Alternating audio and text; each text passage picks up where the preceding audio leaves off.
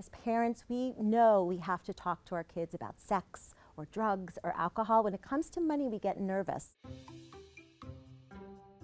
You don't have to give allowance to make your kids smart about money, but if you do decide to give allowance, you want to be clear about what it's for. Give them cash rather than debit cards or new kind of online allowance apps.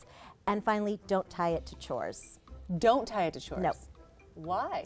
When kids do chores, and they do it at a very young age, and they do it consistently, they are more likely to graduate from school and even start a career. So there's real responsibility that comes with doing chores without being paid. You want it to be internal and being part of a team rather than extrinsic value put on it. Which brings me to paying for good grades. Is that good? Is it okay?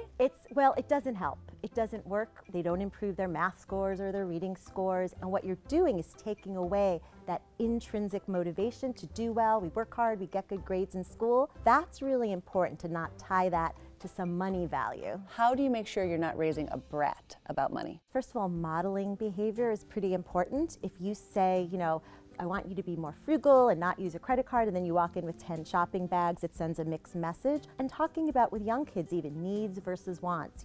We need milk, we want chocolate milk. So we're going to buy our needs first, and then maybe later we'll get to the wants. What if the parent isn't good at managing money?